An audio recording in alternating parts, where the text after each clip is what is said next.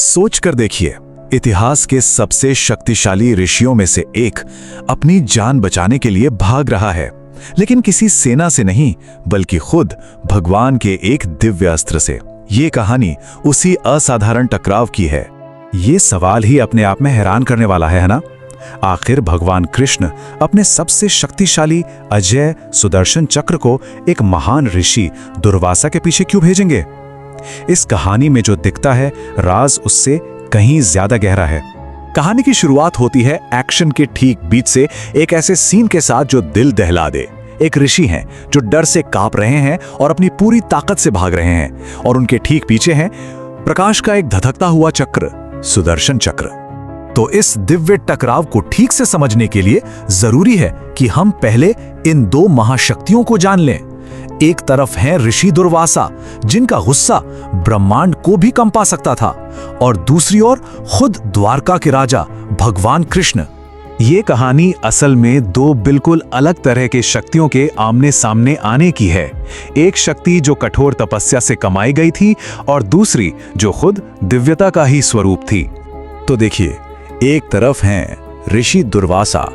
इनकी शक्ति तो इनकी कठोर तपस्या से आती थी, पर इनका क्रोध वो एक ज्वालामुखी की तरह था जो कभी भी फट सकता था।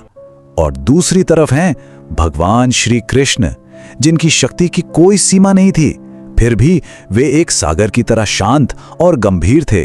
और इस पूरे टकराव के केंद्र में है सुदर्शन चक्र।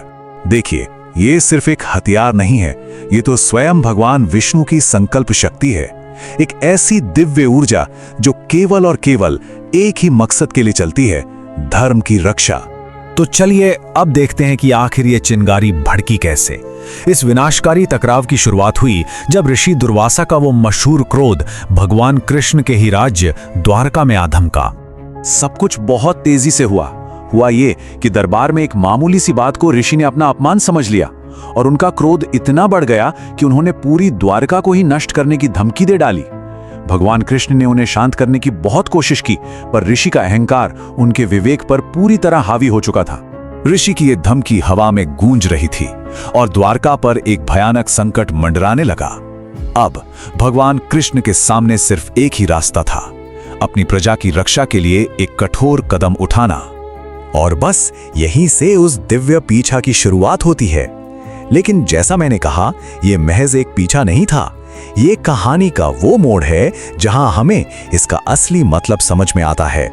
सवाल फिर वही है, आखिर कृष्ण एक महान ऋषि के पीछे अपना दिव्य अस्त्र क्यों भेजेंगे? इसका जवाब दिव्य न्याय की असली प्रकृति को उजागर करता है। क्योंकि चक्र को सजा देने के लिए नहीं भेजा गया था, उसे भेजा गया था रक्षा करने के लिए। वो धर्म का रक्षक था। उसका सिर्फ एक ही उद्देश्य था, ऋषि दुर्वासा को उनके बेकाबू क्रोध में किसी निर्दोष का विनाश करने से रोकना। और उस चक्र ने ऋषि को सिर्फ बाहरी तौर पर नहीं बल्कि अंदर से भी बदल कर रख दिया। पहले तो उन्हें डर लगा जब उन्होंने चक्र की अजीब गति देखी, फिर वो डर हैरानी में बदला जब उन्होंने उसकी दिव्य शक्ति को पहचाना, और आखिर में उस दिव्य शक्ति के सामने उन्हें अपने क्रोध और अपने अहंकार का एहसास हुआ, और वो विनम्रता से भर गए। और इसी आत्मज्ञान के साथ ऋषि वापस कृष्ण के पास लौटे। अब वो अभिमानी ऋषि नहीं थे, बल्कि एक ऐसे ज्ञानी थे जिनका क्रोध समझदारी और पश्चाताप में बदल चुका था।